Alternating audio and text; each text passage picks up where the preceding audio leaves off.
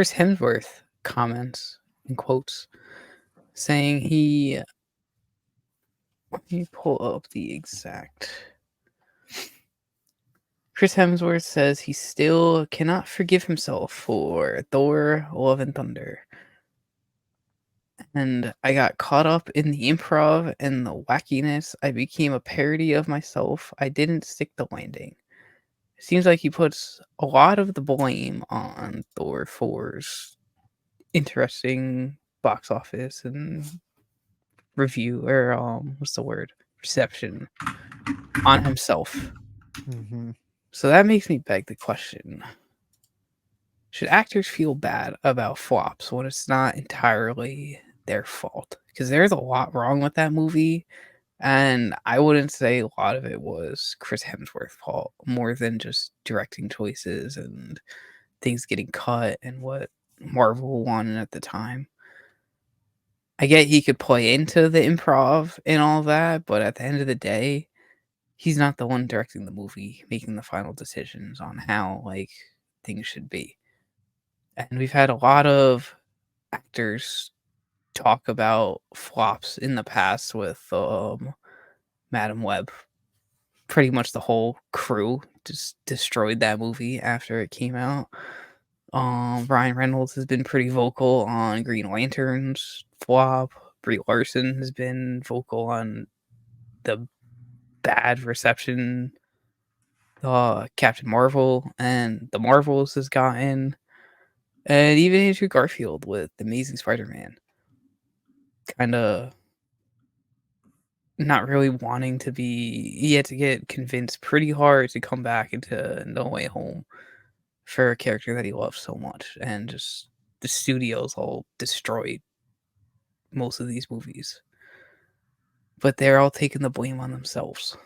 Hero, so Spider-Man, I think you bring up some really good points, and I think there's a really wide range of actors that have been vocal about the roles they've played, minus maybe Jared Leto. I feel like he's the one guy that's like, you guys didn't love my movie? Like, I thought that was great. And everyone's just like, what are you talking about? Like, no. And he's like, he's been the opposite. Yeah.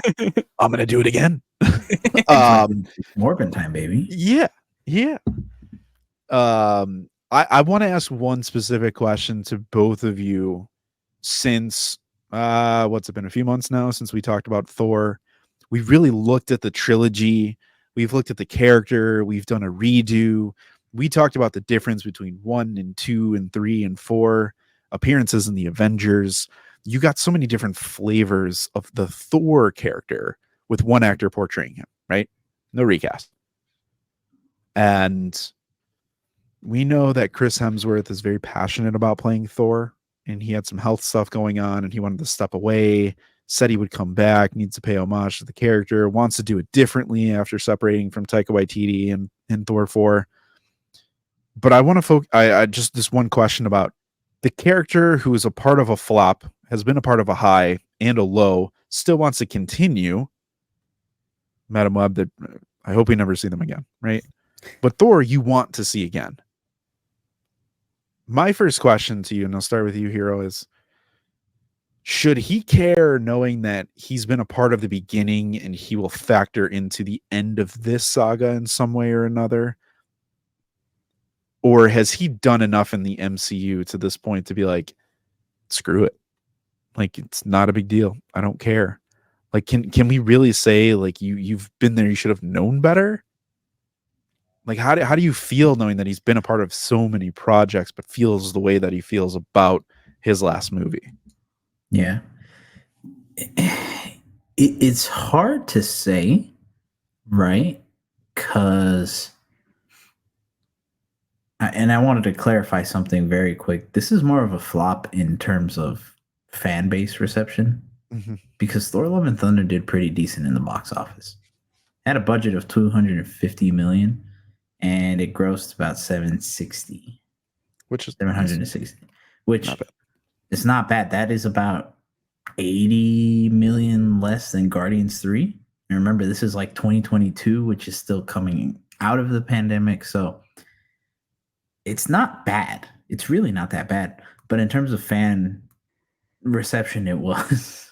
And it's nice that he cares that much. And I think it's given, like you said, very real life stuff where he wanted to step away, letting him kind of, I guess, meditate on the character and see where he wants to take it. Because in the same article, I've seen a lot of people take this quote, right, about him feeling bad and, saying how he didn't really stick the landing and kind of weaponize it against Love and Thunder. But in the same article, he's talking about how, he's happy that he was able to reinvent Thor in a few times in the MCU.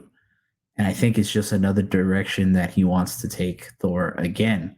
It's kind of like something else that we talk about a lot in wrestling, that sometimes to stay relevant, you have to change your character.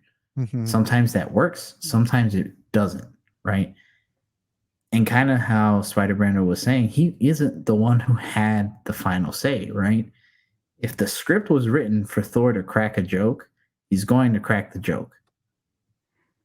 And because Chris Hemsworth is an actor who's going to more than likely give 110% and is very good at improv too, probably, he's going to ham it up and maybe at times make it feel like it was too much. And at the end of the day, again, that is not a decision that he made.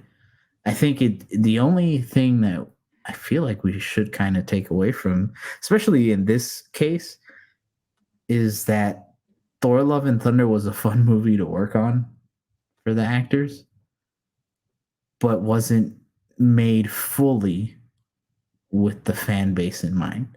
And if you go back to one of our live streams a couple months ago when Taika Waititi said, "Hey, I really didn't know a whole lot about Thor. I'm just doing it for the paycheck." This is just kind of one of those examples of someone who wanted to make a movie and probably did some research, but said ultimately, I want to take it my way, and did that. So will we see a different version of Thor? I'm pretty sure we will. And I'm pretty sure Chris Hemsworth is again going to give his all, and it's probably going to work. And I hate going on for so long, but in that same article, he talked about how he kind of wanted to ham it up a bit because he was seeing how all the other Avengers, right? I think he said he felt like a security guard. Yeah. Mhm. His character, how he felt very serious. So he wanted to crack the jokes, right? It's kind of like the instance of if you have, you like candy, but you have too much of it. And then you're like, oh man, I really don't want to touch candy for a little bit. Like I need water or a vegetable. I feel like that's what's happening here. He had, all the fun, and now he's like, all right, I had it. It was good, but I want to do something else now with the character. The hard part, real quick, to respond to that is you got this weird peaks and valleys for Thor, right? You had Thor 1, 2, Avengers 2 of like a serious Thor in a way, like kind of an awkward Thor in a way, right? This guy felt different. And then you get the revelation that was Ragnarok version of Thor, and then you get the Infinity Game version of Thor, of the two, just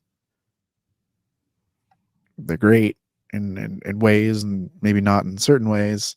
And then you get Thor 4 after that. And I think Robert Downey Jr. was saying like what he did with Ragnarok, Infinity War, and Endgame was just like, it was beautiful to watch. And then he comes back with Thor 4 and you're like, maybe that's not the Thor we really wanted. That's where I feel if someone is kind of a legend in that standpoint, you think that they would have a little bit more pull and say than being kind of the first version and iteration of him, where it's kind of like, okay, script is script, director is director, leave it at that. But it almost feels to me that it's like you kind of should have known. And like it feels weird that you didn't feel weird during this process and kind of maybe tweak things. Maybe he did. We don't know. Wasn't there.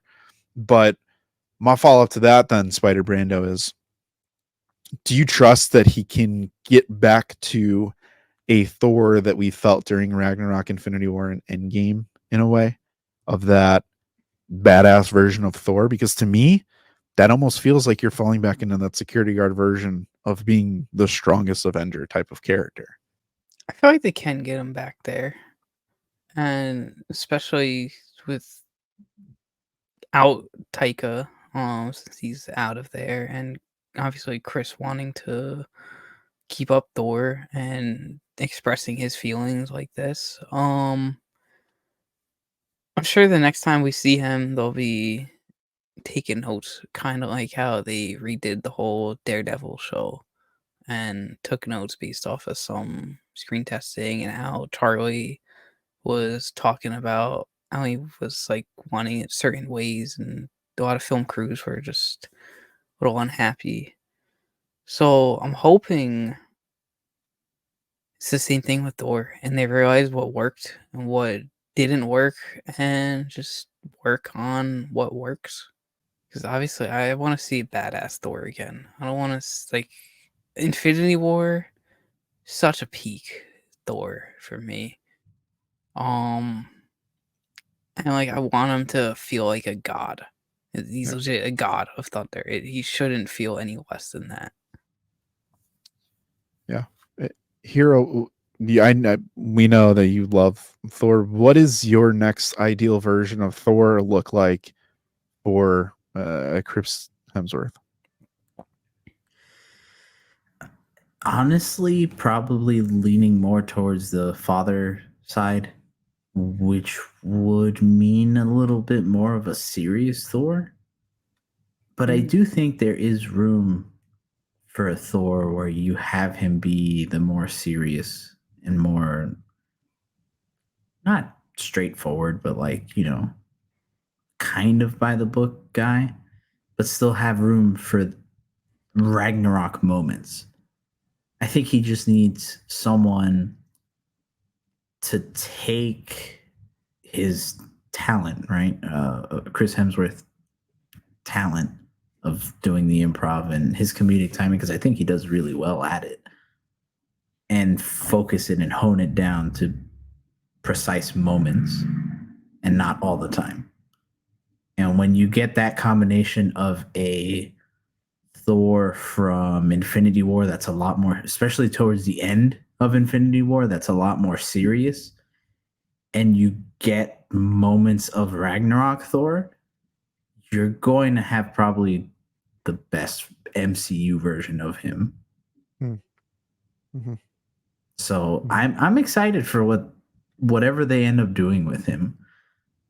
I hope he gets another movie. I'm pretty sure he will, because Thor is definitely, it's a safe bet for Marvel, I feel like, especially when they announce that someone else is going to be directing it. Russo brothers, maybe. Sorry. Dude, they're booked over in DC with Brave and the Bold. Don't come on. Yeah, true. My bad. But I mean, I don't know. Yeah, ditch the comedy, please. I don't love that. One last thing to this topic, because as Spider Brando had mentioned, you got the Madam Webs, you get the Sony projects of the world that are just, God, every actor you get cast and you're like, I already feel bad before we even started filming. But what is it from a fan perspective, right? We're not in the room with all these people. So when you hear them come out and say, like, I did feel bad about this, what is it that you need to see from a movie to be like, man, that movie did not do that actor justice? And I think of an Andrew Garfield when I say that. But Spider Brando, what do you look for to be in the position of like, I do kind of feel bad that your movie didn't do as well as it probably should have, and it wasn't as well received as it should have been? I immediately, as you asked the question before you brought up Andrew Garfield, my first initial response was just gonna be like like everything Andrew Garfield has done outside of like being behind the camera is just shows that like he genuinely cares for the character, dressing up as Spider-Man to please like little kids parties and stuff. And just always him talking about his characters. He had a whole one quote sticks in my mind of when he was giving a speech out and brought up like the way Stan Lee designed Spider-Man to be. Um Stuff like that is like you could tell the actor really cares about who they're playing. These comments from Thor or from Chris Hemsworth, you could tell he cares about the character and is like reflecting on what worked. But on the contrast, like you got Sydney Sweeney out here and Dakota Johnson just straight up ripping everything about the movie, which rightfully so. But Sydney straight up came out and was like, "Yeah, I only did it just to get in for like a pitch for Sony for this other movie." Obviously, she didn't care about the movie at all, and like anyone but you ended up going on to make way more and get her so much more than Madam Web did. But and then Dakota Johnson saying never wanting to be in superhero movies ever again and never wanting to work here and there. Obviously, you could just tell the difference in the tone from the actors and actresses on how they feel about their characters just right then and there. Um Ryan Reynolds had a couple comments about Green Lantern, but he ended up getting to poke fun at it in the Deadpool 2 post-credit scene. So I thought that was I always think that's cool to for an actor to realize that like they cared about Green Lantern, but just was like, yeah, this shouldn't have ever been made in general. Let's just go into this other franchise and just kill it from happening. um so to me it's just going the extra mile to fully wrap up your question. Just going the extra mile behind the scenes and like being one with the character that you're portraying in a potential flop movie versus just ragging on it and just like you don't see Sydney ever talking like she's whatever her character's name was. I completely forgot it. You don't see Dakota Johnson talking like that they're still Madam Web. They're completely over it. They did not care.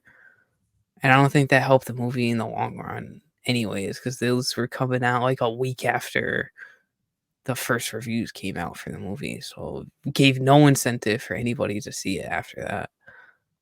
Yeah. Yeah, I think people can feel, right, how sincere some of these actors and projects are. Yeah, you get that with Thor 4. I think it's a bad rewatch personally, but the people involved, you're like, okay, I can get behind some of these people and I can forgive this movie, if you will, and it didn't feel as egregious as a Madam Web.